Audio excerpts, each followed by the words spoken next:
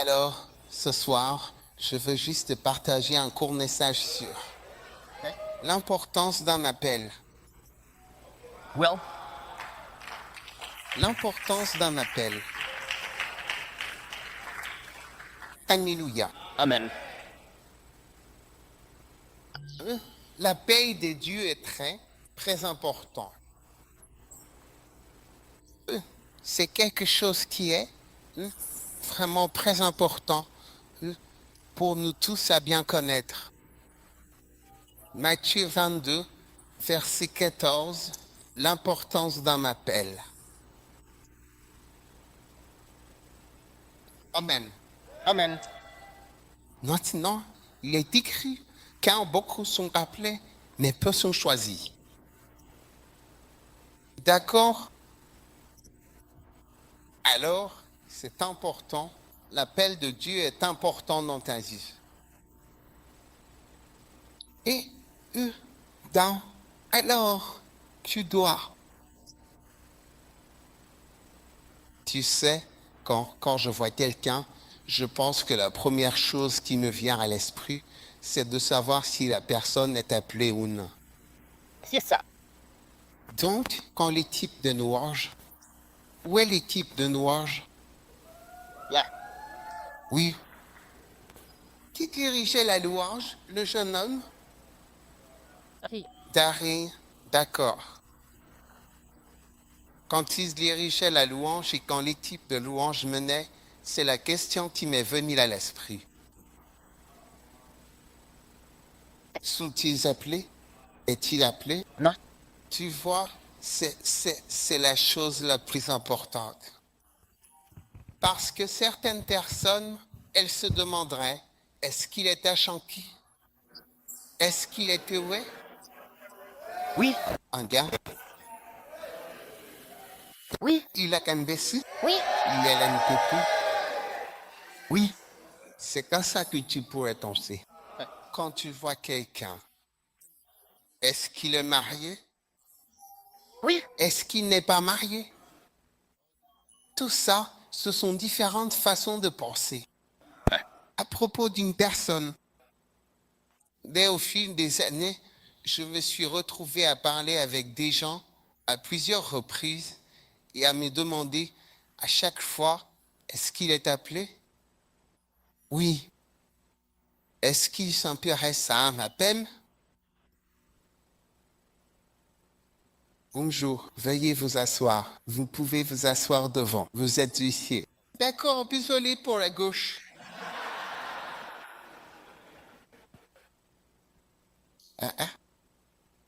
Amen. Amen. Donc, il est important de croire que c'est quelque chose de très important chez une personne.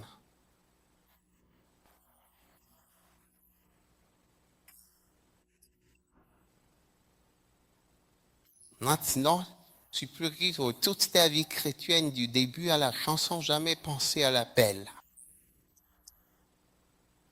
Oui. Tu peux vivre ta vie. Tout comme il est tout à fait possible pour une personne de venir s'installer dans un endroit, de s'y établir et d'y passer toute sa vie sans jamais remarquer, sans jamais prêter attention ou même se rendre compte si quelqu'un autour de lui est gars et oui ou a chanté. Il ne le remarquera jamais, il ne s'en apercevra pas, il n'en sera même pas conscient, car cela ne lui viendra tout simplement pas à l'esprit. Quand j'étais à Alléluia. Amen. Donc, quand j'étais au lycée, à cette époque-là, je ne faisais pas attention à l'origine des gens.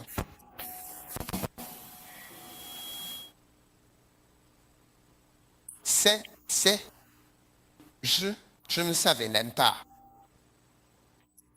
C'est plus tard dans la vie qu'à travers les événements dans le pays, moi aussi je suis devenu conscient de certaines choses. Oui, comme tout le pays en est conscient, je fais attention à certaines. C'est comme si ça ne te venait même pas à l'esprit. Donc tu peux vivre toute ta vie, tu vois? Oui, oui. Ma mère était originaire de Suisse. Ma mère ne faisait pas attention à l'origine des gens. Siddharth. Bulgana ou Gananen. Elle ne l'était pas parce qu'elle n'était pas d'ici. Mais d'autres personnes y font très attention. Siddharth. Quand je suis venu avec ma femme ou ma bien-aimée, ma mère n'a jamais demandé d'où vient-elle. Siddharth. Jamais venu. Non. Siddharth. Well, Oui, il y a des choses, ça ne vient jamais. Il y a des choses auxquelles certaines personnes ne pensent tout simplement pas. Comme tu peux vivre toute ta vie sans que certaines choses ne te viennent à l'esprit. Ça ne te viendra tout simplement pas du tout à l'esprit. Amen. Oui. Donc, de la même manière, tu peux vivre ta vie, toute ta vie, d'accord? Sans que ça ne te vienne à l'esprit, que tu sois appelé ou même qu'il existe quelque chose comme on m'appelle. Oui. Siddharth. Et je pense que c'est vraiment très grave parce que si tu es appelé, tu vois, et que tu n'en es pas conscient ou que tu ne suis pas cet appel, tu fais, tu sais, une très grosse erreur dans ta vie. Tu es en train de gâcher ta vie, vraiment.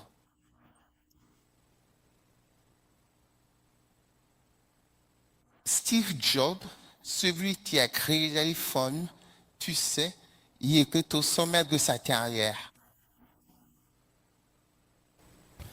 Alors, Steve Jobs, il a dit quelque chose. À ce moment-là, il avait été diagnostiqué avec une forme rare de cancer du pancréas. Le cancer du pancréas est déjà quelque chose de grave. Et lui, il en avait une forme rare. Et il a dit, il faut vraiment profiter pleinement de ta vie parce que tu n'as pas beaucoup de temps, pas beaucoup de temps du tout. Évidemment, pour quelqu'un comme lui, une personne qui avait déjà accompli tout ce qu'il avait accompli au cours de sa vie, la réalité de la situation à laquelle il était confronté. Tu vois, quand on te diagnostique certaines maladies, tu y penses tous les jours. Toi, tu n'y penses pas, mais la personne, elle y pense tous les jours. C'est comme une cloche qui sonne dans les oreilles de la personne. No, I know, I know, I know, I know. Ça, c'est là. Oui, ça se termine. Le temps, va. Ça se termine. Le temps passe. Tu ne peux pas rester ici encore longtemps. Tu comprends? Oui. Donc c'est très, vraiment, absolument important. L'appel, comme l'importance d'un appel. Deux, parce que chaque appel a un temps. Paul avait environ 58 ans quand il est mort, l'apôtre Paul, 58 ans. Oui, il ne vivait pas longtemps à cette époque-là. Donc on estime que l'apôtre Paul est mort vers l'âge de 58 ans. Oui. Tu comprends? Oui. Et beaucoup de grandes personnes qui ont eu un impact. Ils ne sont pas devenus vieux, très vieux. Donc la raison pour laquelle tu les envies avec le temps, tu sais, devient une seule chose. C'est comme, est-ce qu'il y a un appel? Est-ce qu'il y a eu un appel? Oui. Tu sais, ce n'est pas quelque chose que j'ai remarqué. Je veux dire, genre, j'en suis conscient. Là, c'est la principale chose à laquelle je pense quand je vois des gens. As-tu reçu un appel? Crois-tu que tu as reçu un appel? Oui. Crois-tu que tu as reçu un appel? As-tu reçu un appel? Tu comprends? Maintenant, si tu crois, si l'évêque Coco était ici, il serait en train de crier. Il lèverait la tête comme ça. Il n'est pas là. Yes, sir. Il est au ciel. Il espère que que vous allez écouter ce que je dis. Parce qu'il le sait mieux que la plupart d'entre nous. Amen. Que tu ne vivras peut-être pas jusqu'à 80 ans ou plus de 80 ans. Oui. Donc, c'est une question très importante pour tout le monde. Y a-t-il un appel? Y a-t-il un appel? Maintenant, il y a une réponse que tu pourrais donner, c'est « je ne sais pas », mais tu devrais savoir. Tu devrais savoir s'il y a un appel.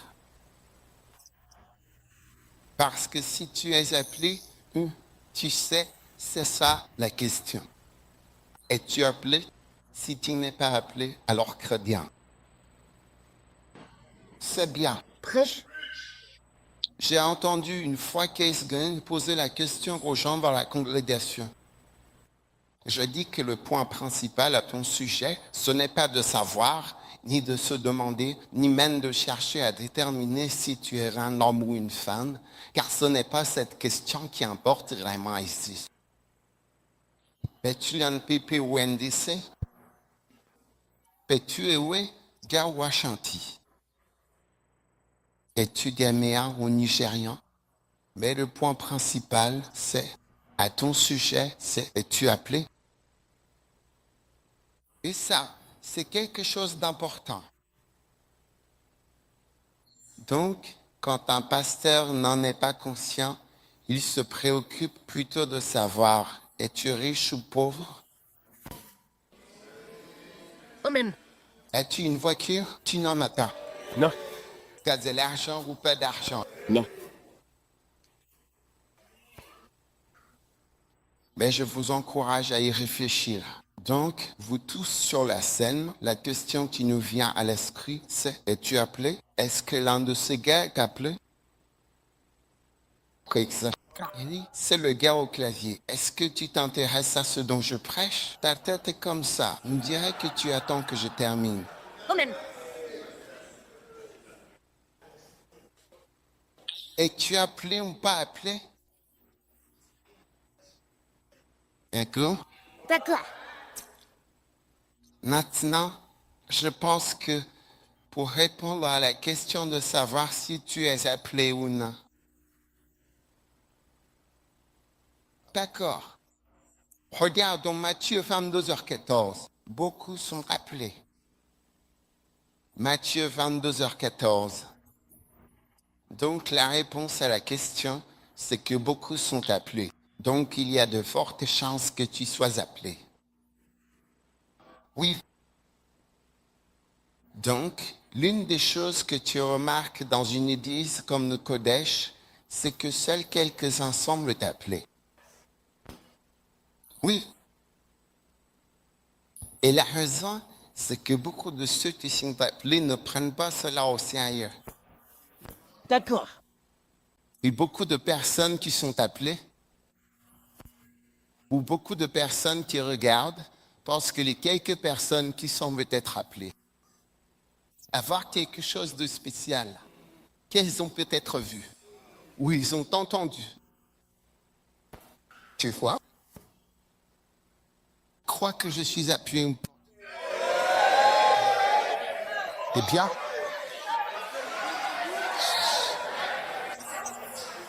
j'aimerais pouvoir te raconter aussi des histoires fantastiques sur la façon dont Jésus l'est apparu en vision, m'a parlé, m'a dit ceci, cela et plein d'autres choses. Tu comprends? Oui. Mais cela n'a pas été ma part. Oui. Mais je crois que je suis appelé. Oui.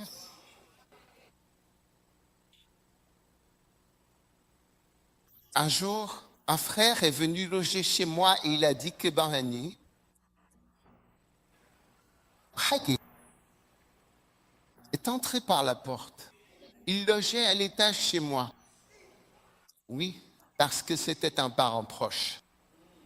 Donc il logeait à l'étage. Oui.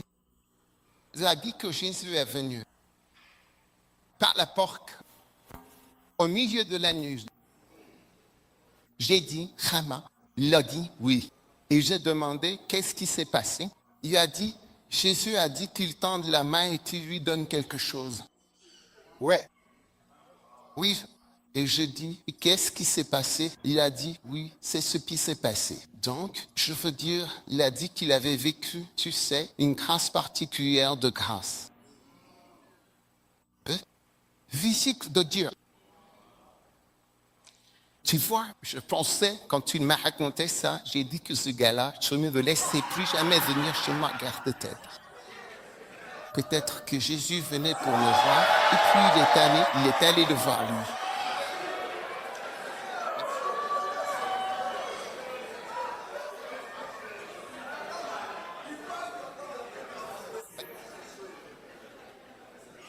Peut-être qu'il venait pour me voir, et puis il s'est trompé de chemin. Et il est allé chez ce gars. Tout ça pour qu'il vienne me raconter de telles histoires.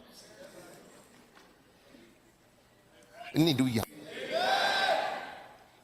Jean chapitre 15, et verset 16. Jean 15 dit, ce n'est pas vous qui m'avez choisi. Maintenant, Jésus a dit, ce n'est pas vous qui m'avez choisi, mais c'est moi qui vous ai choisi.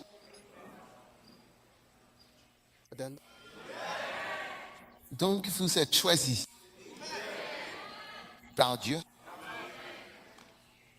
Et si vous avez été choisis, tu vois, il y a un chant qu'on chante, c'est seulement « Sois très gentil avec moi ». Il n'y a pas une chanson comme ça, s'il te plaît, sois très gentil avec moi. Je dirai que je t'aime. Je vais t'épouser et je vais t'emmener chez moi, ce qui veut dire que je t'ai choisi. S'il te plaît, sois très gentil avec moi. Ce qui veut dire que tu dois montrer une certaine réaction. À l'invitation, à l'appel. Mais je peux dire que beaucoup de gens ne réagissent pas à l'appel. Et c'est pourquoi on a l'impression que peu sont appelés. On dirait que peu de gens sont appelés. Tu vois? Oui. Maintenant, après avoir été là pendant un certain temps, et en voyant les gens, même à l'école, disons à la faculté de médecine, tu vois, à la fac de médecine, ne pas prendre un nom. Tu sais, à faire des choses concrètement. Par exemple, si quelqu'un vient et que la personne a une bosse sur la tête, ou quelque chose comme ça, je veux dire, les examens portent sur la façon dont tu l'examines et dont tu sais ce que c'est comme ça que sont les examens. Ou si quelqu'un a quelque chose dans l'estomac ou autre, et comment le palper. Même sans radiographie, tu peux savoir que cette personne a un cancer. Rien qu'avec tes mains, n'elles ont pas propre vraiment. Comment examiner ou comment? Rechercher des signes et des symptômes. Tu vois, tu apprends vraiment des choses très, très importantes. Maintenant, quand tu regardes la réaction des gens, tu vois que certains sortent de la même école et ne savent pas. Le temps. Ils ne savent pas grand-chose. Et tu te demandes même s'ils sont allés à l'école de médecine, je parle de la faculté de médecine. Loué soit-il. Oui, quand j'étais un clerc, il y avait un gars qui était dans ma vie. Je me demande où il y en a qu'un. Nous, s'ils ne connaissaient même pas les bases. Je parle de la réaction à l'école. Tu peux considérer que toute l'école, c'est comme un appel. Il ne serait pas. Tu vois, quand tu es médecin et que tu parles à quelqu'un, la personne vient te voir, là, tu ne sais pas que discuter. Oh, Charlie, comment? Non, ce n'est pas une discussion. Tu vois, il y a des questions qu'on est censé poser. Tu comprends? Oui. L'une des questions, c'est le nom de la personne. Et une autre question, c'est l'âge. Parce qu'en fonction de ton âge, selon ton âge, certaines maladies ne nous viendront même pas à l'esprit. C'est vrai. C'est vrai. On a besoin de savoir quel âge tu as. Ça fait partie de la formation. Parce qu'une personne jeune a rarement certaines maladies. Donc, quand tu dis j'ai 50 ans et que tu dis j'ai ceci et cela, vraiment, tu as 50 ans et voilà ce que tu as. Tu dis, oh, il faut qu'on fasse quelque chose. Il faut qu'on vérifie quelque chose, etc. Mais si tu as 20 ans et que tu mentionnes exactement les mêmes symptômes, tu vois, on dira juste, oh, c'est le Covid ou c'est, je veux dire, le cœur brisé. C'est une émotion. Chose. Mais bref, ce gars était médecin, il ne savait pas quelles questions poser. Il était médecin diplômé, tout comme moi. Donc j'ai dû, pas la même école, ceci dit.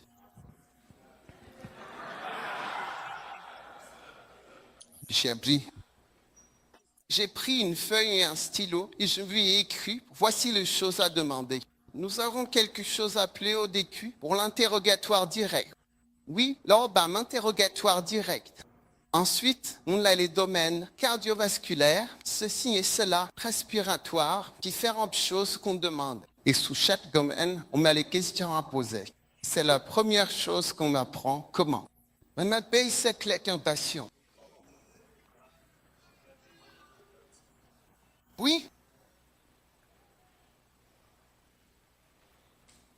Oui. Donc, la façon dont les gens réagissent à la formation, ou pour ne même pas connaître la base fondamentale, même les notions les plus élémentaires, ça montre. Au fil des années, j'ai aussi appris que tu peux avoir quelque chose de formidable qui t'appelle ou te forme, mais tu peux mal réagir ou mal répondre, même dans le domaine laïque. Tu peux avoir l'opportunité de voyager à l'étranger et d'être formé. Tu peux avoir l'occasion de voir ceci, de voir cela, de découvrir plein de choses, mais au final, tu ne sais toujours pas grand-chose. Donc, des réactions différentes face à la même chose. Certaines personnes ont des visions. Tu sais, j'ai rencontré plusieurs personnes qui m'ont dit qu'elles avaient vu Jésus. Au début, quand tu me dis que tu as vu Jésus, ça m'énerve parce que je suis jaloux. Je suis jaloux de cette personne. Et après un certain temps, j'ai commencé à voir des gens qui disent avoir vu Jésus et je ne les vois pas faire grand-chose pour Dieu. Pas beaucoup de réactions. Ouais.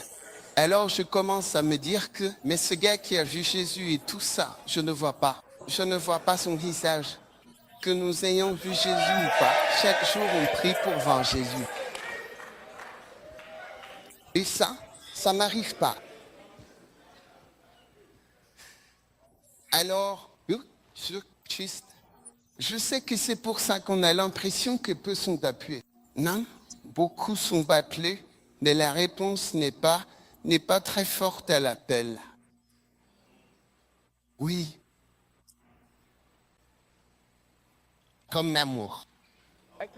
Ton amour vaut mieux que le vin. Ouais. Parce qu'il y a des niveaux de plus en plus élevés et différentes variations de l'amour. C'est pourquoi il est dit que le plus grand amour n'a pas de manière. Il existe un amour plus grand.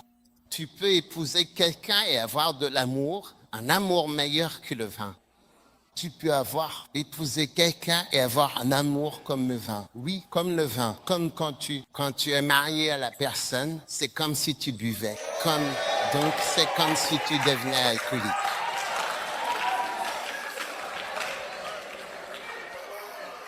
Oui, oui. Non, je n'ai pas écrit la Bible. La Bible dit que ton amour vaut mieux que le vin. Ça veut dire qu'il y a un amour au niveau du vin. Oui. Et puis, il y a même plus que le vin. Tu seras plus que le vin.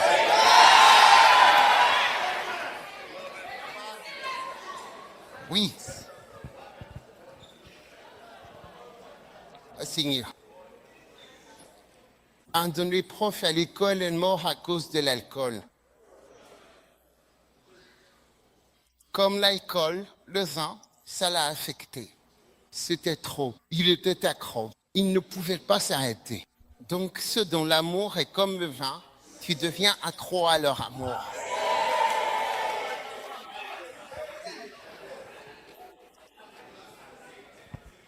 Oh oui. Mon sujet aujourd'hui est l'importance d'un appel. Importance d'un appel. Très, très important. Amen. Amen. Il est important que tu répondes à l'appel et qu'à partir de maintenant, tu te demandes si j'appelais ou ne suis pas.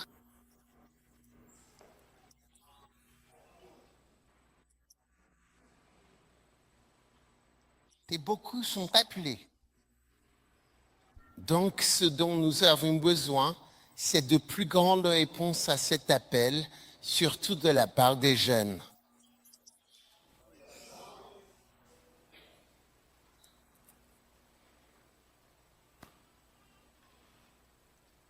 Tu vois, naturellement, les personnes âgées veulent, en général, plus se reposer qu'aimer.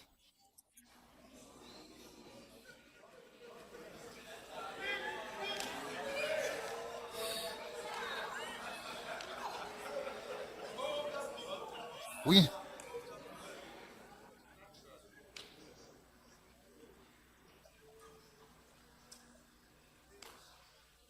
Vous écoutez, hein?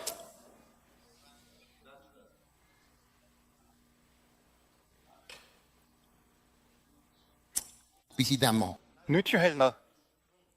Alors Dieu cherche des gens. Amen, Amen. qui vont t'aimer. Alléluia.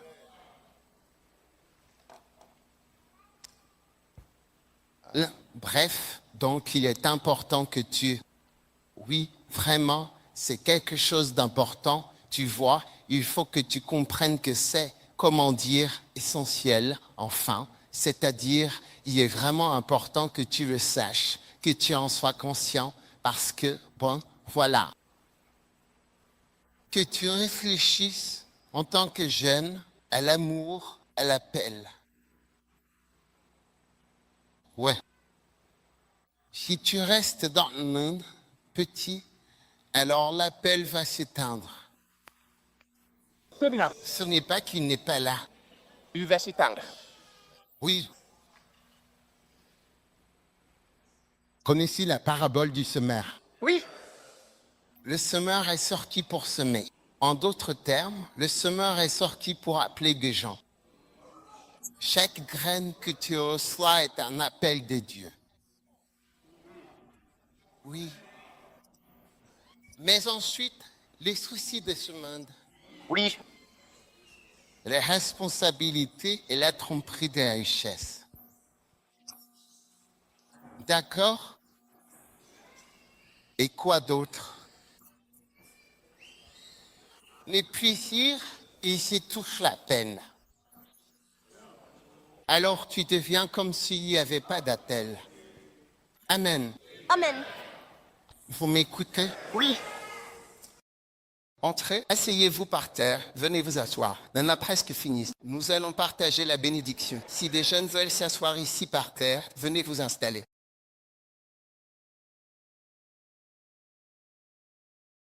En fait, ce sont les gens du service du samedi. Donc, je ne sais pas pourquoi ceux du dimanche ont aussi décidé de venir.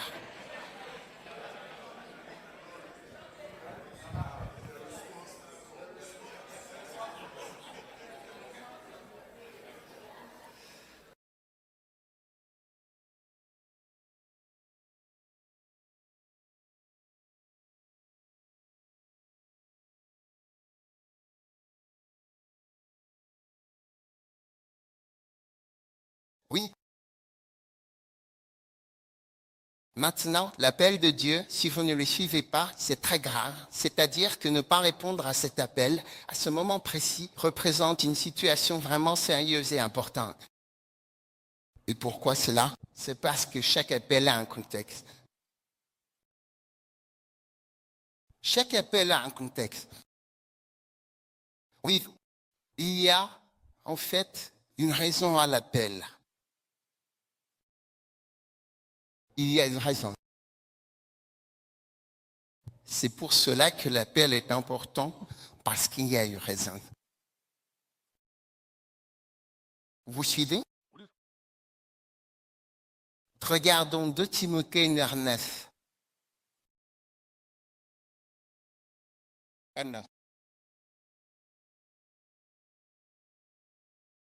Nous a sauvés et nous a appelés.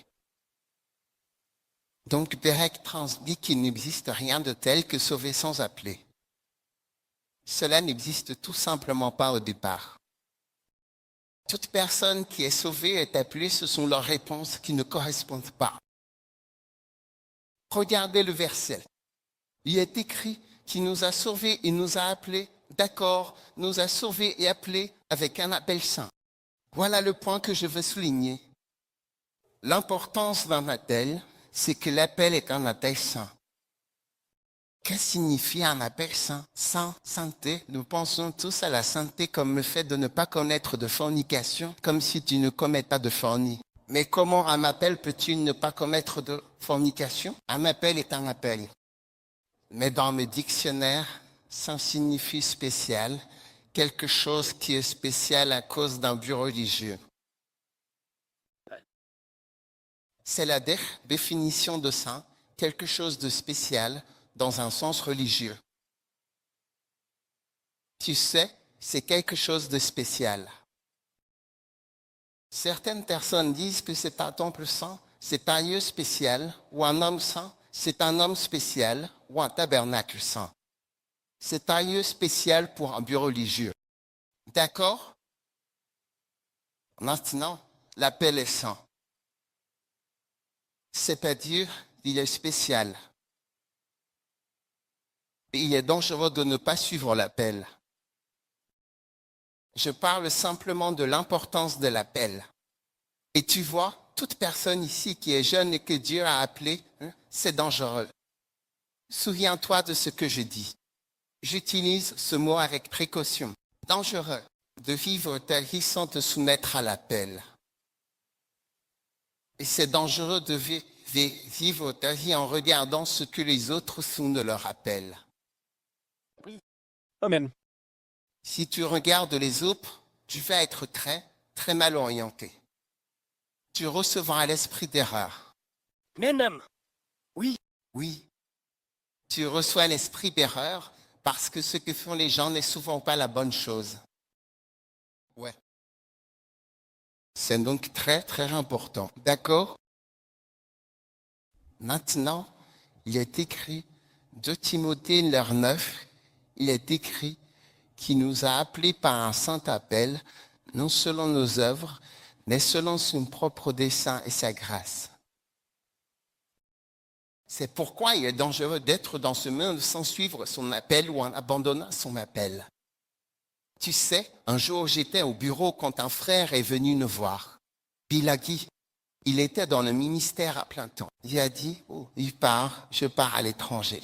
Juste comme ça. Il a dit, je pars chez moi. Tu vois, c'est quelqu'un qui disait qu'il était appelé, il est venu tout rempli de l'appel. Dieu m'a appelé. Je veux vraiment servir Dieu. Et moi aussi, j'ai ouvert les portes et il est venu. Puis soudain, un jour, il est parti. Il va travailler quelque part. Donc, ma préoccupation, c'était que je croyais que tu avais dit que tu étais appelé. Est-ce que tu as oublié ce à quoi tu pensais, ce que tu avais dit? Nenam. Beaucoup de gens, à un certain moment de leur vie, ils l'oublient. Il n'oublie. Oui. Donc, c'est ça l'essentiel, c'est un appel. Maintenant, dans la deuxième épître à Timothée, il est dit, il ne nous a pas appelés selon nos œuvres, mais selon son propre dessein et sa grâce, qui nous ont été donnés en Jésus-Christ avant le commencement du monde. Ce qui veut dire que l'appel c'est quelque chose qui, même avant ta naissance, est déjà déterminé. Ah. C'est déterminé. Oui. Oui. Donc, l'importance d'un appel. L'importance d'un appel est qu'il est sacré et quelque chose de spécial. Quelque chose de très, très spécial. Ne plaisante pas avec ça. Quand tu plaisantes avec un appel, tu plaisantes avec ta vie. Dieu t'a appelé ici pour être dans le ministère. Tu dois prendre toutes les mesures nécessaires. C'est ça. Pour être dans le ministère. Luc 16h16, il nous dit que depuis le temps de Jean, jusqu'à Jean, il y avait la prédication. Oui. Mais depuis lors, chaque personne cherche désespérément à forcer l'entrée dans le royaume. Si tu ne forces pas, on ne te le donnera pas comme ça. Tiens, voilà, voici le ministère, voici un appel, voici une église, voici. Il n'y a rien de tout ça. Il faut forcer. Il est dit que la loi et les prophètes étaient jusqu'à Jean. Ça, nous le savons. Il y avait la loi, c'est-à-dire Deutéronome et Exode. Cela, c'est la loi. Les prophètes, Ésaïe et les autres, jusqu'à Jean. Depuis ce temps-là, depuis Jean. Depuis. D'accord, le royaume de Dieu est le sujet. Ah. Et tout le monde force pour y entrer. Rien ne sera donné à personne. C'est vrai, vraiment. Donc, encore une fois, c'est pour ça que je dis que lorsque les gens connaissent l'appel et ne s'y consacrent pas, tu comprends? On dirait qu'ils ne sont pas appelés. Au bout d'un moment, quand tu dis, oh, toi, tu n'étais pas appelé. Tu n'es pas appelé. Tu es. Je suis un menuisier pour Jésus. Je suis avocat pour Jésus. Oh, je suis informaticien et politicien pour Jésus.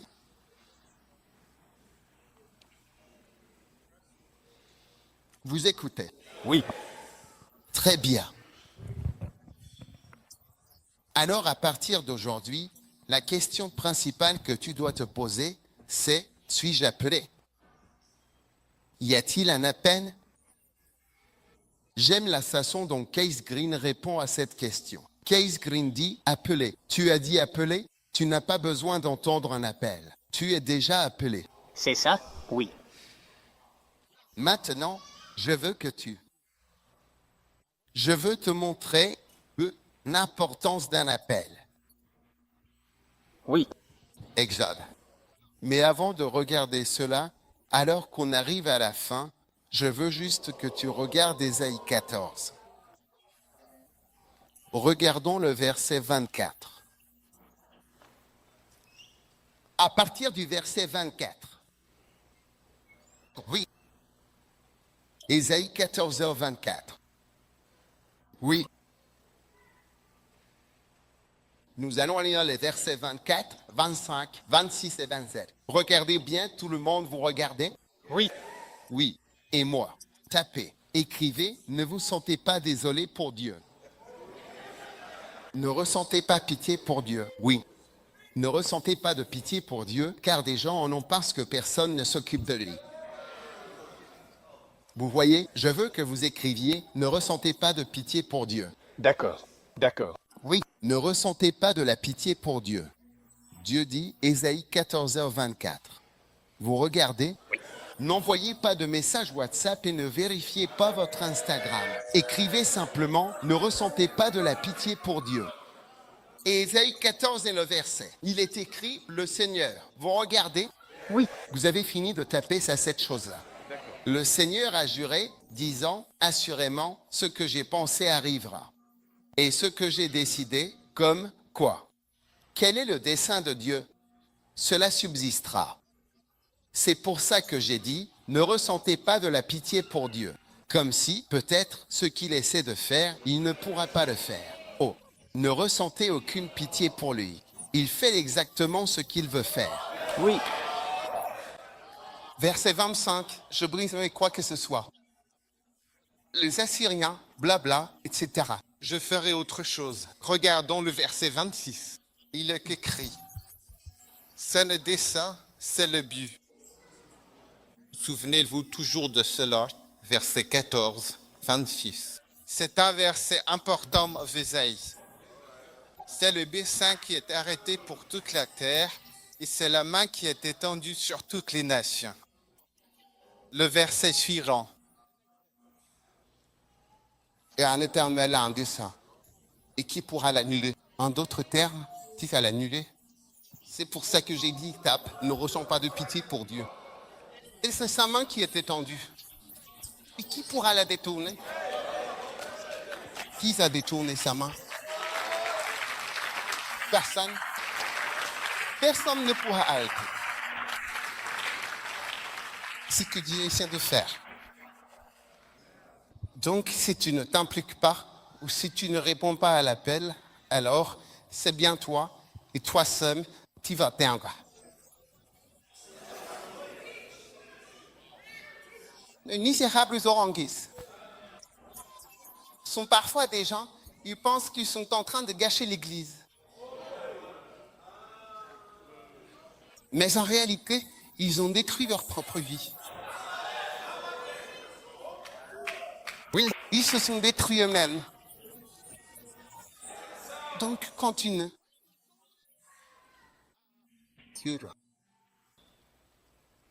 Quand tu ne réponds pas à un appel, tu peux penser que l'œuvre de Dieu, il ne va pas être terminée ou accomplie.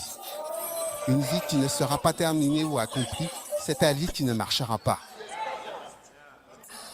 Je ne sais pas pourquoi tu penses à Dieu. Je n'ai aucune pitié pour Dieu.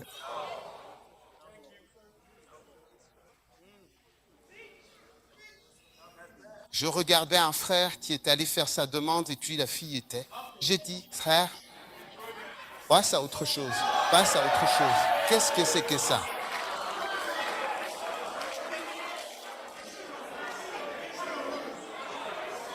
Wow. C'est des bons choix. C'est des beaux choix. Oui. Je parle de l'importance d'un appel. Oui. Et en fait, je n'ai même pas encore commencé. Je suis presque sur le point de commencer, ça va être court, mais il faut qu'écouter. C'est dangereux de penser que Dieu est en train de perdre, il ne perd pas. Dieu n'a pas besoin de toi. Dieu n'aura jamais besoin de toi. Il ne commencera jamais à avoir besoin de toi. C'est toi qui as besoin de Dieu. Tu as vraiment, vraiment besoin de Dieu.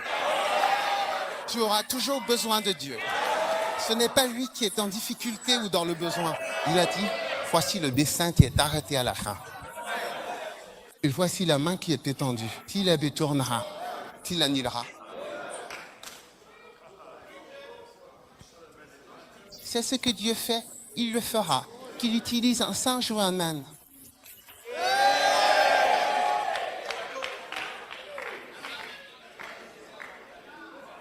Amen. Donc, si Dieu t'a appelé à le servir, frère, ne regarde personne d'autre, toi. Nous étions 55 dans ma promo à la faculté de médecine. Je n'en connais aucun qui soit dans le ministère à plein temps. 55 personnes. Je ne sais pas, peut-être qu'il y en a, peut-être, mais à l'heure où je parle, je n'en connais aucun. J'en connais quelques-uns qui sont pasteurs, au moins le docteur, ne chez pasteur. Oui. Tu sais, et moi, je ne sais pas, je n'en connais pas d'autres. 55, 5 étudiants en dentaire et 50 en médecine, 5 étudiants en dentaire, 55 au total. Ah oui. Maintenant, si Dieu t'a appelé, très bien. C'est dangereux de ne pas suivre l'appel, très dangereux pour ta vie. Tout dans ta vie a eu à la peine. Oui. Y compris tes finances.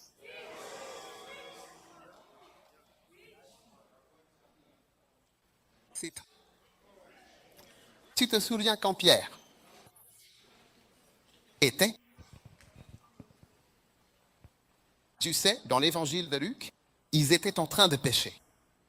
Jésus est venu et a dit, s'il te plaît, puis-je emprunter ton bateau? Pierre a répondu, pas de problème. Tu vas prêcher? Oui, je vais prêcher. Il a dit, si c'est pour prêcher, pas de problème. Utilise-le.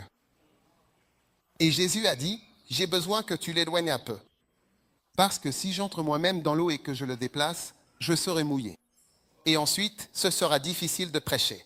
Les gens vont me regarder et la moitié de mes affaires seront mouillées. Donc, si ça ne te dérange pas, je vais m'asseoir dedans et tu me pousses. Et Pierre a dit, oh, pas de problème, il était très arrangeant. Alors, quand Jésus a fini de prêcher, Jésus, tu sais, Dieu ne fait jamais rien sans te le rendre. Dieu est très doué pour payer les salaires. Jamais en retard. Alors il a appelé Pierre et lui a dit, regarde, tu vois ce côté-là, jette ton filet là-bas. Et encore une fois, et probablement tout. C'est ce qui a poussé Jésus à choisir Pierre, car il lui a dit, regarde, mets ton filet ici, et Pierre a répondu. Nous avons peiné toute la nuit. Toute la nuit. Et nous n'avons rien attrapé. Et sur ta parole. Maintenant, quand Pierre l'a fait, il a attrapé tellement de poissons. Tu comprends? Et il est devenu riche. Alors qu'il travaillait, il n'est pas devenu riche.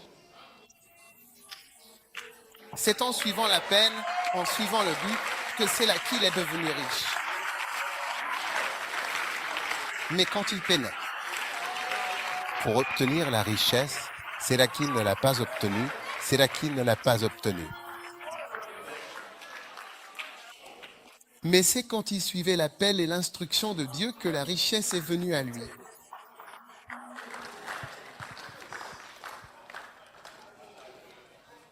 Beaucoup de gens, eux, croient au travail acharné. Jésus aussi croit au travail acharné. Mais tu apprendras à croire davantage en l'appel, en l'instruction de Dieu, qu'en la peine. Peinez. Asseyez-vous. Maintenant, l'appel, l'importance de l'appel. Et nous arrivons à la fin. Exode chapitre 1. Nous examinons l'appel de Moïse. Il a dit, voici les noms des enfants d'Israël qui sont venus en Égypte. Chacun dans sa maison qui est venu avec Jacob. Ruben, Siméon. Toutes les âmes issues des rats de Jacob étaient au nombre de 70. Mais Joseph c'était déjà en Égypte. Écoutez, l'importance de l'appel, c'est le contexte de l'appel. Et bien souvent, vous n'êtes pas conscient du contexte. De l'appel, de votre appel. Il y a une raison pour laquelle vous êtes appelé. Il y a un contexte à votre appel. Vous voyez, l'appel de Moïse a en fait lieu dans Exode chapitre 3. Si vous tournez avec moi au chapitre 3, Moïse faisait paître le troupeau de Jéthro. Et l'ange de l'Éternel apparut au verset 2 dans une flamme de feu. Et Moïse dit, je vais me détourner pour voir cela. Et en verset 4, lorsque l'Éternel vit qu'il se détournait pour regarder, Dieu l'appela du milieu du buisson et dit, Moïse, Moïse. Et il répondit, me voici. C'est l'appel de Dieu. C'est l'appel de Dieu. Mais il y a un contexte. Et ce contexte se trouve dans Exode chapitre 1 et chapitre 2. C'est le contexte de l'appel. Il y a une raison. Il y a une raison à l'appel de Dieu.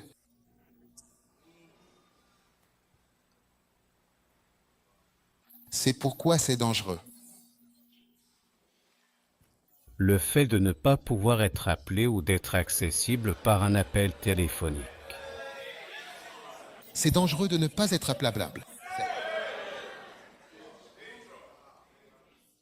Dangereux d'être quelqu'un qu'on ne peut pas convoquer.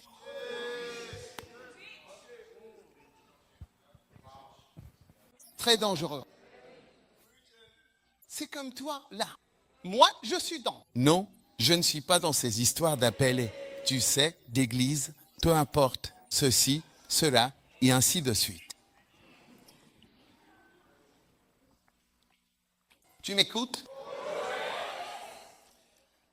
Luc chapitre 13. Je suis toujours en arrière-plan. Mais je veux dire que c'est dangereux d'être quelqu'un qu'on ne peut pas rappeler. Oh, Jérusalem 34. 13h34. 13h34. Oh, Jérusalem. Jérusalem qui tue les prophètes. Il y a des endroits qui tuent les appels. Si tu es appelé et que tu y vas, ton appel prendra fin. Si tu veux, vas-y, tu es fini. Ô Jérusalem, qui tue les prophètes et qui lapide ceux qui te sont envoyés, combien de fois? Tu vois, c'est Dieu qui dit combien de fois il a essayé de t'appeler. Il a dit, combien de fois ai-je voulu rassembler tes enfants? J'ai souvent voulu t'appeler à moi, mais tu ne voulais pas. Regarde, je voulais rassembler tes enfants comme une poule rassemble sa couvée. Mais tu ne voulais pas. Tu ne le serais pas. Tu n'en veux pas. Tu ne veux pas de ce sujet. Tu n'es pas intéressé. Tu n'es pas intéressé par ce sujet de l'appel.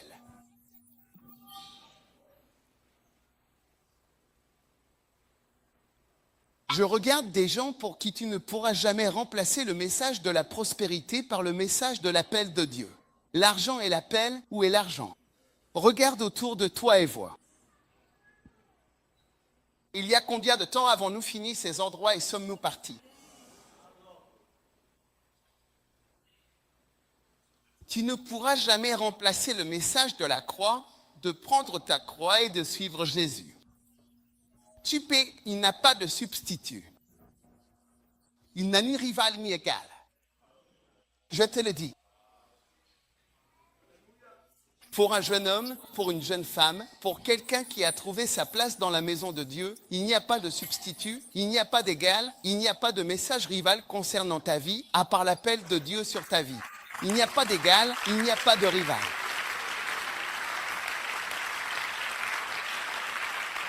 Oui.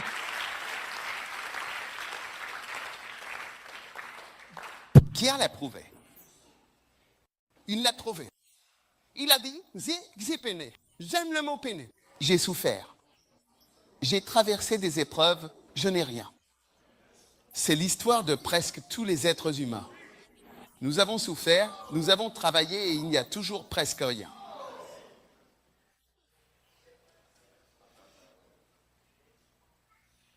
Maintenant, il a dit, comme il est écrit dans le verset suivant, « Voici, votre maison vous est laissée à vous déserte. » Après avoir essayé de vous rassembler, vous étiez irrécupérables. Je vous ai laissé à la désolation. Une désolation accablante. Sais-tu ce que cela signifie d'être désolé? Désertification. Tu es réduit Tu es désindustrialisé, pastoral, démobilisé et décertifié.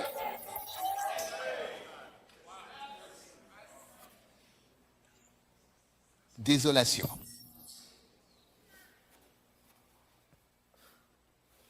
J'ai essayé de te rappeler. Tu l'as dit? Non. D'accord. Il y a des conséquences à l'indépendance. Quand tu veux diriger ta propre vie, souviens-toi toujours que ce n'est pas rien d'être indépendant. Je veux faire les choses à ma façon.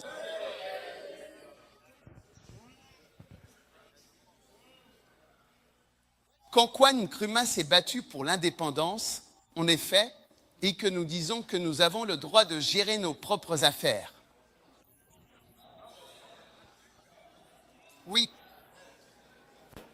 Nous sommes des gens qui, L'a déclaré. Ils ont déclaré leur indépendance avec une chanson qui décrit le peuple, qui était là avant les oppresseurs, résister à la domination des oppresseurs de toutes nos forces et de toute notre puissance.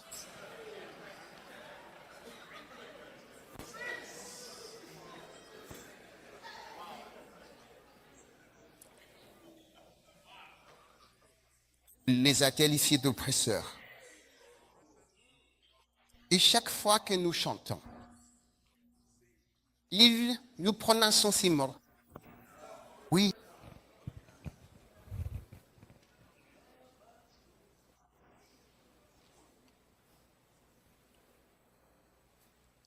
Tu veux gérer ou mal gérer ta propre vie. Dieu dit, pas de problème. Fais comme tu veux. N'oublie pas qu'il y a un prix à payer pour gérer ou mal gérer ta propre vie, indépendamment de la volonté de Dieu. C'est pourquoi, lors de la dernière réunion de prière, je disais que Dieu nous a eu. À lui. Oui. Dès que Kwame Nkrumah a déclaré l'indépendance, il y a eu ce qu'on a appelé les émeutes d'Alavagno au Trostogolan, c'est-à-dire dans la région de la Volta, les routes d'Alavagno. Puis il y a eu les émeutes de Ganga à Accra. Pour cela, en l'espace d'un an, dès la première année, et ensuite les Ashanti, puis le Nord aussi, ils se sont agités. L'ADO qui était contraint d'instaurer la détention préventive. Je vais te détenir pour t'empêcher de. C'est de mauvaises choses dans le pays. Il a donc instauré la détention préventive. Dès la première année, il a arrêté 38 personnes, puis en quelques années, environ 350 personnes, et d'ici 1963, il en avait ajouté 1200. Il devait continuer à arrêter des gens pour contrôler la population. Ce n'est pas une petite chose.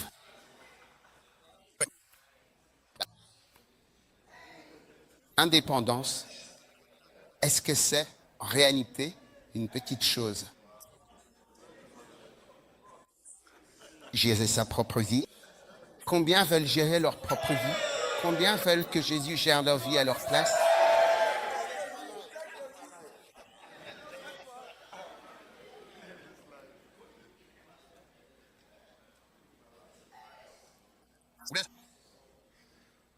Et au fil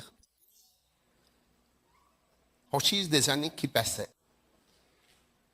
il a essayé de contrôler la population. Parce que tout le monde, ils ont essayé de le tuer. Une fois, il allait en Inde et ils ont découvert un complot pour l'assassiner à l'aéroport. Oui. Oui. Une autre fois, il se rendait à Kivangu et a rencontré le président du Burkina Faso à Bokeh. Et puis, il est allé dans une ville, je crois, pour faire quelque chose, puis de là à Kudangugu. Et il était dans un convoi, oui. Et quand ils sont arrivés là-bas, ils recevaient un bouquet. Et quelqu'un a lancé une grenade de rôle pour le tuer, et ça a tué la jeune fille. Oui.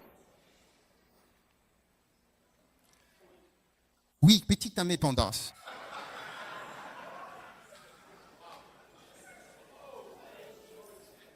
Va essayer d'être indépendant. Et ils ont arrêté 3 personnes. Le président de leur parti, Aquaege, tu l'as entendu parler d'Aquaege? Aquaege et un autre gars. Ils les ont emmenés au tribunal. Quand ils sont allés au tribunal, ils ont fait une réponse au tribunal non coupable, relaxé. Il n'était pas du tout content. Alors il a fait une loi qui lui permettait de passer outre tout ce que disait le tribunal. Et ils les ont arrêtés de nouveau. Ouais. Charlie, la confusion commençait à s'installer dans le système. Ce n'est pas rien d'être indépendant. Quand tu dis que tu es indépendant, prépare-toi à, je veux dire, l'épreuve de ta vie. Ceux d'entre vous qui gérez vos propres affaires, préparez-vous à vraiment bien survivre. Oui.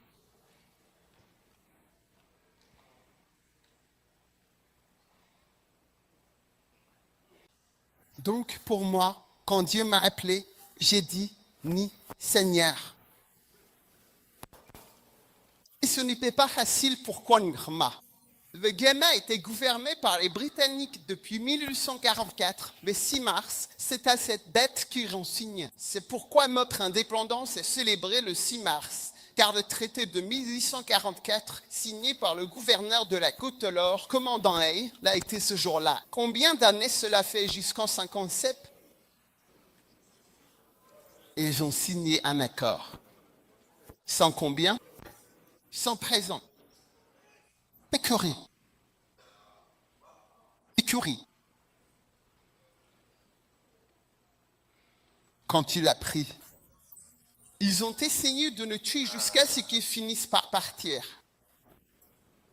Indépendance, félicite ton voisin pour l'indépendance. Je finis, je te félicite pour ton indé. Joyeuse indépendance. Heureux de passer mon Dieu, je te souhaite tout le meilleur. Tu continues ta vie. Continue ta vie. Toi, continue. Fais ce que tu veux faire. Quand tes parents disent fais ce que tu veux, c'est une malédiction.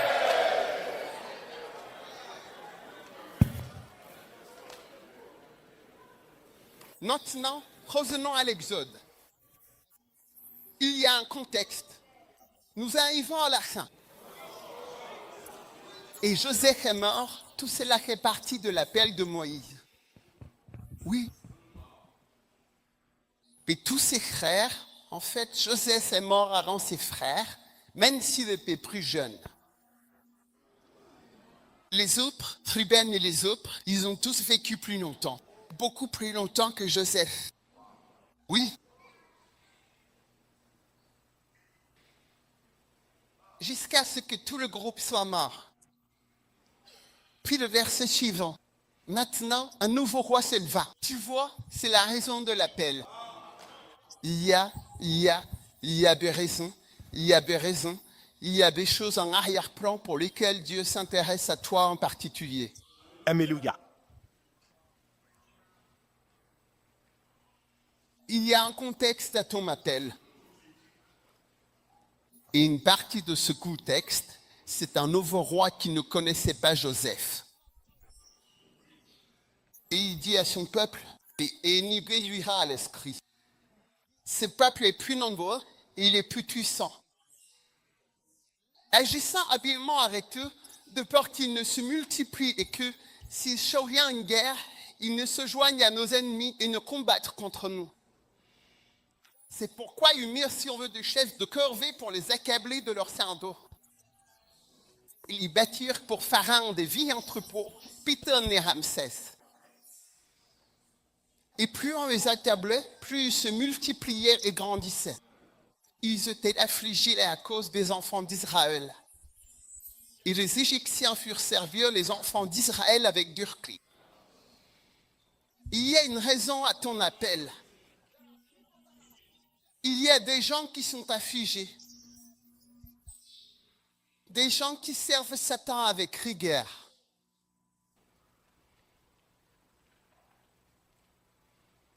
Satan a asservi des gens, il les a pris en captivité. Pharaon est une figure de Satan. Il représente Satan et Moïse représente Jésus parce que Jésus était là. Jésus, le sauveur. C'est intéressant que Kwame Nkrumah se soit donné le nom Osagefo, qui signifie rédempteur. Oui. Osagefo. Osagefo. Le rédempteur, celui qui sauve et libère.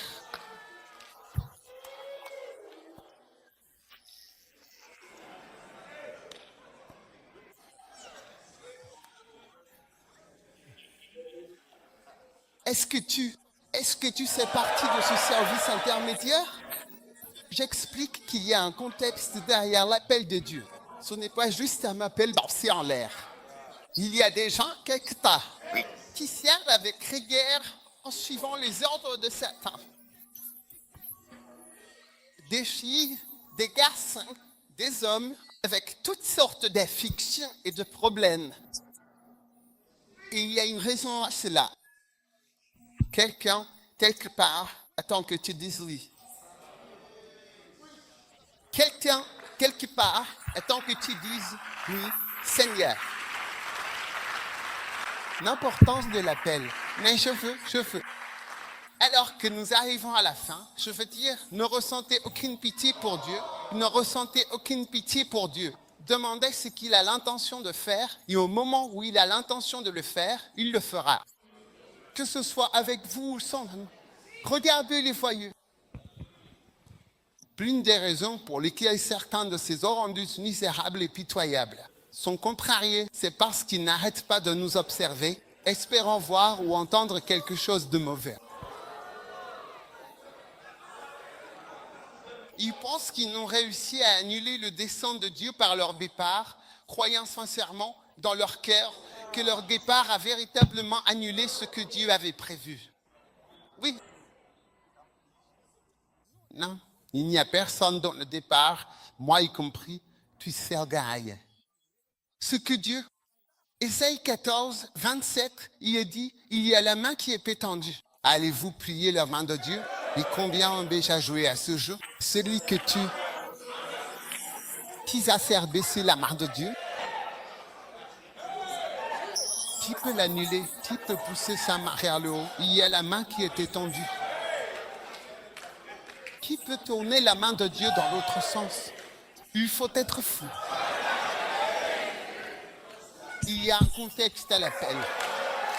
Alléluia. Les Égyptiens ont fait servir les enfants d'Israël avec rigueur. Un jour, je parlais à un jeune homme, il m'a dit, je me masturbe 4 fois par jour. Oui, avec rigueur.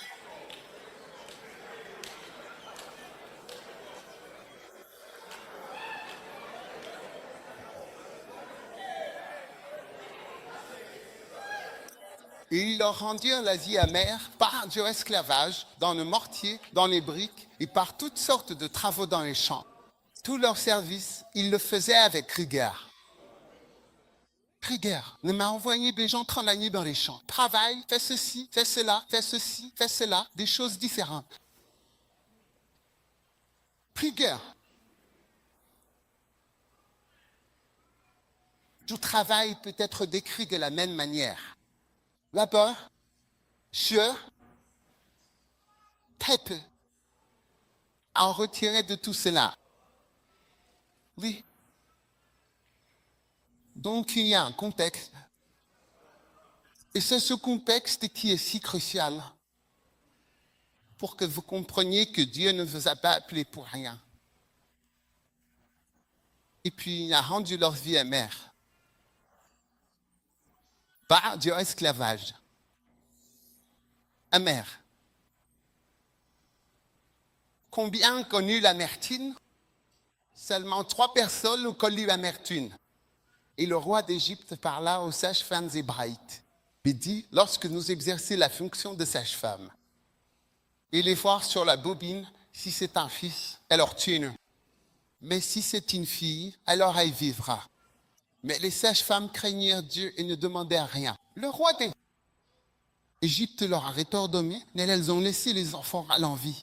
Et le roi d'Égypte fit appeler les sages-femmes et leur dit, « Pourquoi avez-vous fait cela? Et vous avez laissé les enfants mal en vie. » Puis une sage-femme répondit à Pharaon, « Parce que les femmes hébraïques ne sont pas comme les femmes égyptiennes, elles sont vigoureuses et accoucheront. » L'arrivée des sages-femmes. Parce que lorsqu'une femme est très flegmatique, cela peut se manifester pendant l'accouchement, comme si elle ne poussait pas et qu'elle n'était pas énergique. Ce n'est pas l'Asie, ce n'est pas énergique, et cela peut se manifester pendant l'accouchement.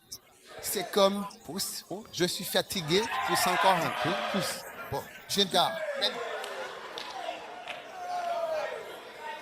Oh, merci. Arfoie sur ta mère.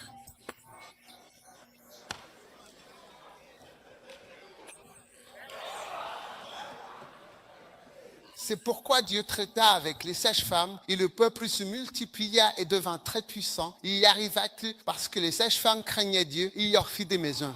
Il y a un contexte à l'appel. Certaines personnes mènent. Nous tenons à cause de votre appel. Puis Pharaon ordonna à tout son peuple, disant, tout fils qui naîtra, jetez-le dans le fleuve, et toute fille, laissez-la vivre. C'est pourquoi chaque chrétien doit visiter l'Égypte. Il faut aller voir le grand fleuve maintenant. Oui, là où Moïse a été jeté. Tu seras là maintenant. Là-bas, tu es sorti. Dans le chapitre 2, un homme de la maison de Lévi prit pour femme une fille de Lévi. Donc, les bien-aimés. Le bien-aimé de quelqu'un fait partie du contexte. Tout cela fait partie du contexte de l'appel. C'est ça. Les gens qui se marient, les gens apprennent à se connaître. Je veux dire, Moïse a vu une bien-aimée. Sika, Lévi, le fils de Lévi. Il l'a vu et a dit, ah, regarde quelqu'un. Il l'a dit à sa bien-aimée. Et tu aimais Moïse. Waouh! Tout cela fait partie du contexte. Et la femme conçut et enfanta un fils. Et quand elle vit qu'il était beau, elle me cacha pendant 3 mois. Tout cela fait partie du contexte. Tu étais un bel enfant. Certains d'entre vous ont été préservés de certaines choses. Oh, oui. Oui, certains d'entre vous furent préservés de certaines choses. Oh, oui. C'était un bel enfant. Et je parlais avec un frère et il m'a dit, mon enfant n'est jamais allé à gauche ou à droite, toujours tout droit. Ben, Tous les enfants ne vont pas tout droit. Certains vont par ici, par là. Et surtout les enfants de pasteurs, ils vont à gauche et à droite en secret. Oui. Tout se fait en secret.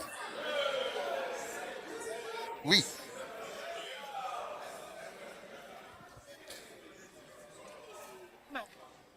Ils vont à gauche et à droite en secret.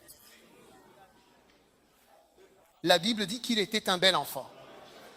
Donc cela fait partie du contexte. C'est en arrière-plan que tu étais un bel enfant.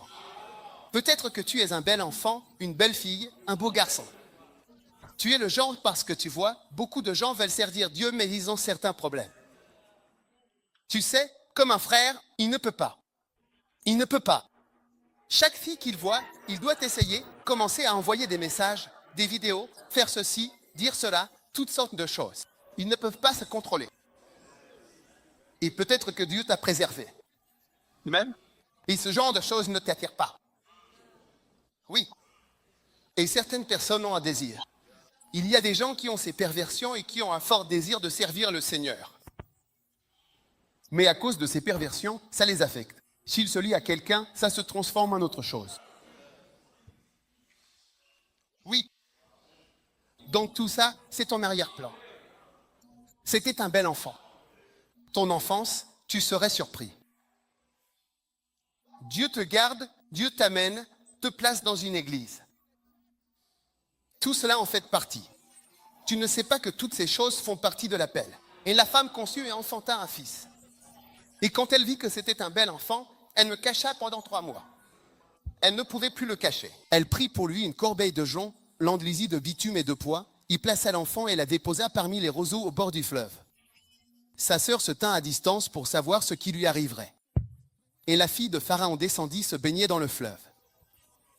Il n'y avait pas d'eau courante. On se baigne dans le fleuve, et les servantes marchaient le long du rivage, et lorsqu'elle vit la corbeille, elle envoya sa servante la chercher.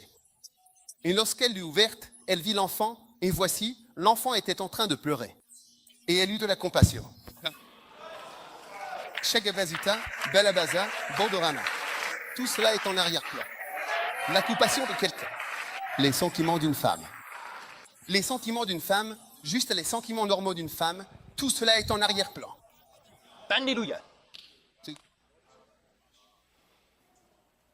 Ne sais pas combien de choses se sont produites pour t'amener à un endroit où Dieu t'appelle.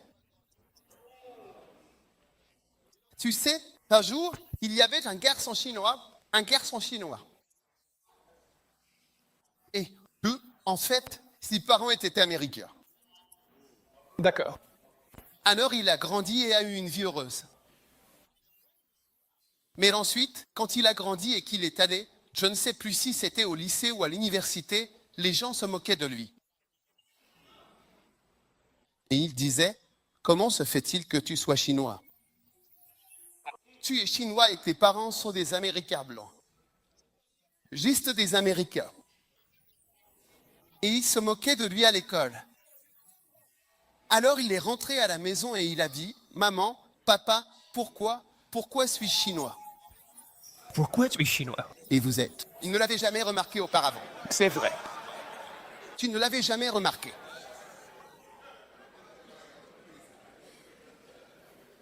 Est-ce que tu m'écoutes? Oui. Et puis sa mère lui a dit, son père lui a dit, j'ai attendu de nombreuses années que tu me poses cette question. Alors je vais t'expliquer pourquoi. Il y a un contexte. Il y a un contexte. Il y a un contexte au fait que tu sois assis ici. Il y a un contexte. Oui. Et il a dit, tu n'es pas chinois, tu es coréen. Amen. Oui, tu es coréen.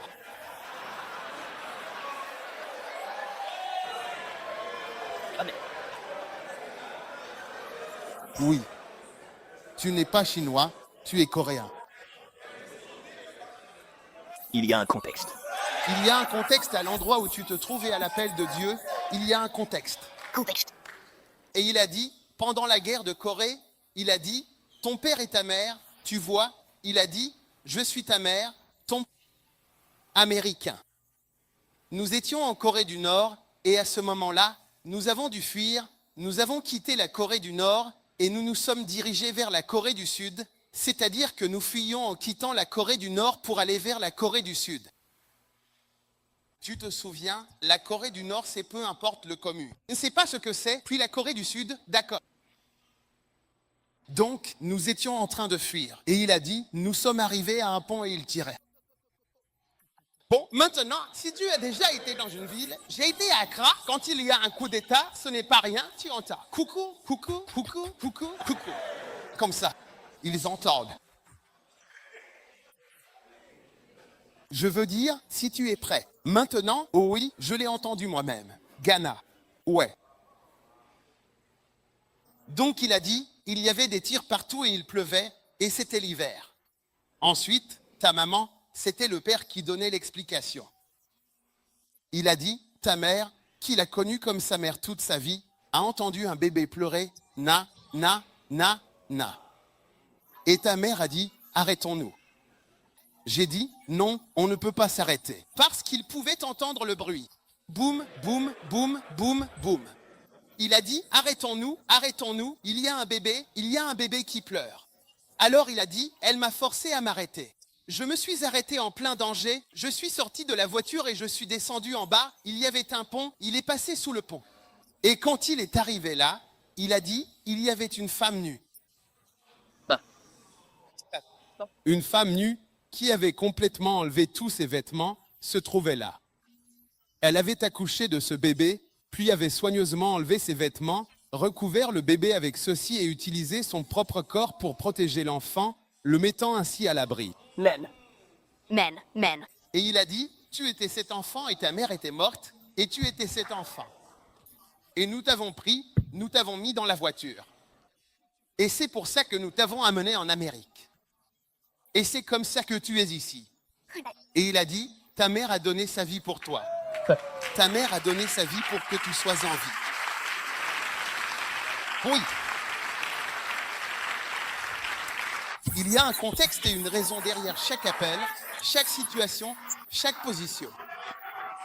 Amen. Quand ce gars a entendu cette histoire, il a dit « Non, je veux y retourner ». Finalement, il est retourné en Corée et il a alors demandé à ses parents de l'emmener à l'endroit exact, à cet endroit précis, là-bas. Quand il est arrivé, il a enlevé ses vêtements, s'est allongé par terre et a pleuré. Il a dit « Maman, tu t'es donné pour moi.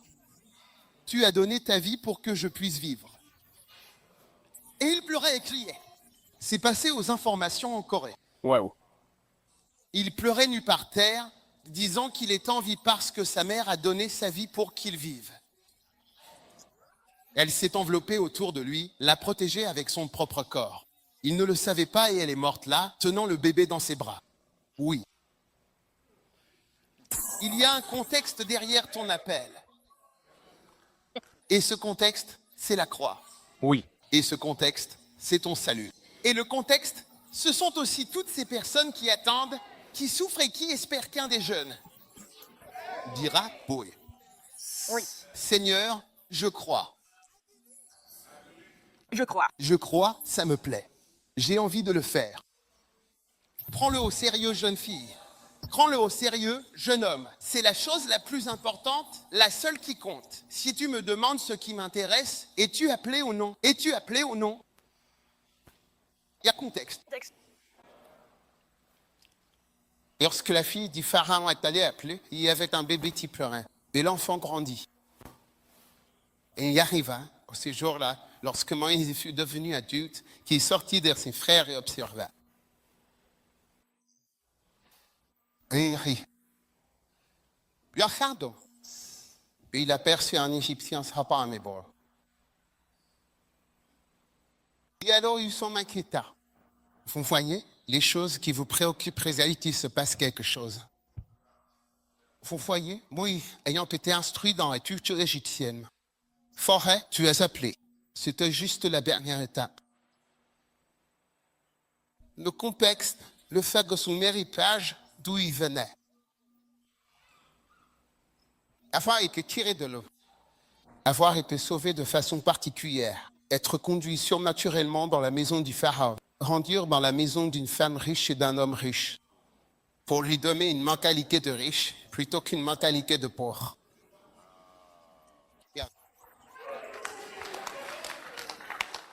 De prison, il vient pour régner. Ecclésiaste 4.14 prie à ce sujet.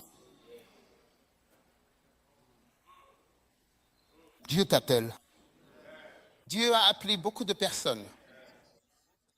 Et la plupart des gens qu'il appelle sont jeunes. Qu'est-ce qui te fait penser? Et qu'est-ce qui te fait ressentir? Ceci est l'appel de Dieu pour ta vie. Alors, aujourd'hui, je partage avec toi l'importance de l'appel. C'est important parce que tu ne sais pas. Puis j'ai dit, Moïse a dit, Seigneur, tu sais. Merci d'avoir rappelé tous ces problèmes des Israélites. Tu sais, Seigneur, tu sais, dans le palais. Nous avons beaucoup de choses que nous faisons ici. Toutes ces imaginations et toutes ces idées d'aller vers une terre promise et tout ça. Tu sais, peut-être que tu ne comprends pas ce que cela signifie d'être dans un palais. Quoi? Quoi? Petite prospérité. Cela a étouffé ton appel. Petit arrangement. Cela a changé ta façon de penser. Oui, là bon. Toutes ces imaginations à propos d'Israël, d'Hébreux et tout le reste.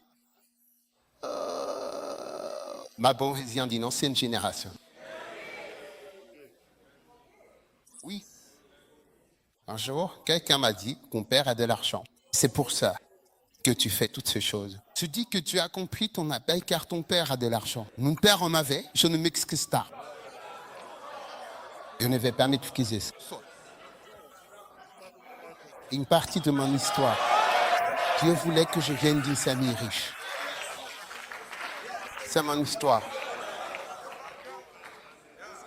Maka Kosa, Banda Hababa. Il y a un certain contexte derrière cet appel. Oh, Jérusalem, combien j'ai voulu te rassembler. J'ai voulu t'appeler, mais tu étais injoignable. Tu étais injoignable. Tu pensais juste à autre chose.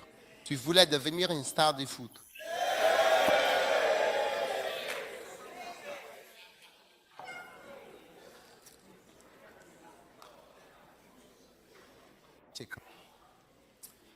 Un jour, tu sais, Derek Prince a dit que, tu sais, il a grandi en Inde. Je crois qu'il est né en Inde.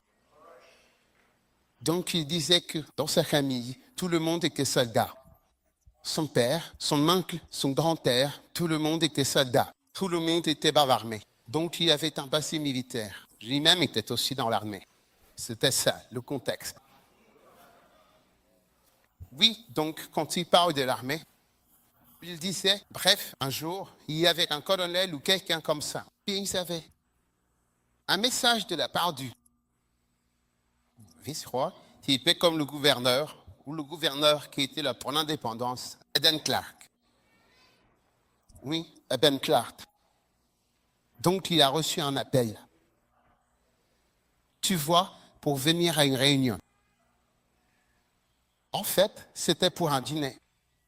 Et le chenille, je ne sais pas quel était son grade. Il a envoyé un message disant qu'il ne pouvait pas venir parce qu'il avait, peu importe ce que la demande disait. Le problème qui est arrivé à ce type, je crois qu'il a failli être renvoyé d'eux. L'armée, sans savoir que l'invitation à dîner était en fait un ordre, pas une simple invitation.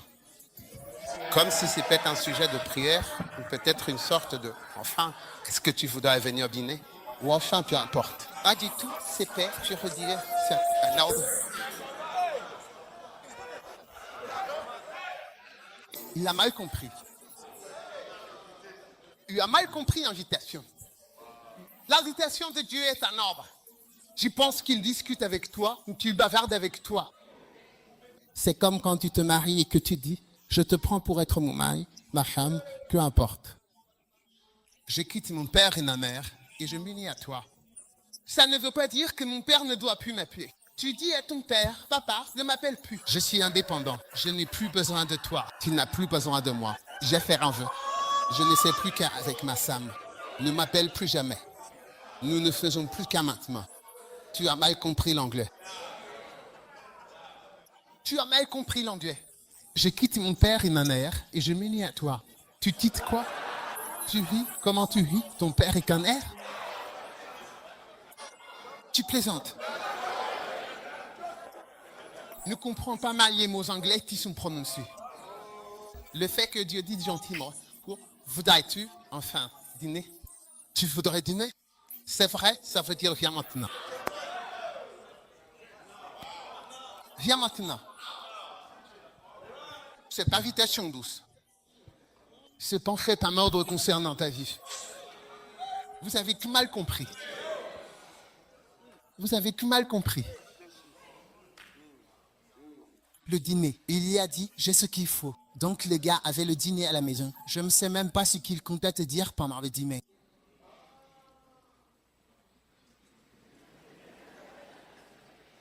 Peut-être qu'au dîner, il allait annoncer que tu es nommé prochain gouverneur, vice-gouverneur ou autre chose. Tu ne sais même pas de quoi il s'agit. Tu dis que tu es occupé. Sérieux, levez-vous, tout le monde.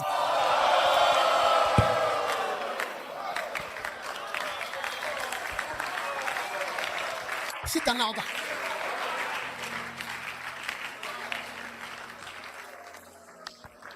Levez la main. Je veux que tout le monde prie simplement à propos de l'appel de Dieu. Priez au sujet de l'appel de Dieu. Priez au sujet de l'appel de Dieu. Priez au sujet de l'appel de Dieu. Priez au sujet de l'appel de Dieu. Peut-être que tu es en ligne ou que tu regardes. Quelle maison d'Ari Babombela Baba. Toi aussi, lève la main. Nous réfléchissons à l'appel de Dieu. Quelle maison d'Ari Babombela Baba. Oui. Ils ont de la main de quoi j'en ai déjà main d'Ara. Ils peuvent en mettre. Oh, yes. Nous te rendons grâce. Nous te rendons. C'est bien toi qui, sans aucun doute, vraiment.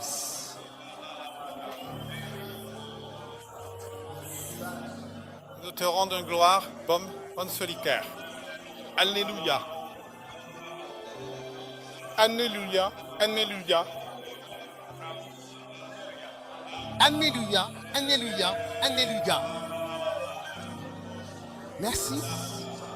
Merci, merci, merci, merci. Nous t'aimons Jésus. Merci pour l'appel. Merci pour l'importance de l'appel. Merci pour le contexte de l'appel. Nous te rendons grâce. Pose ta main sur ton cœur. Pose ta main sur ton cœur. Seigneur, si tu as appelé, Seigneur, si tu m'as appelé, j'ouvre mon cœur à cet appel. J'ouvre mes oreilles à ces appels. Je suis la blablable. Je dis, oui, Seigneur, me voici. Envoie-moi.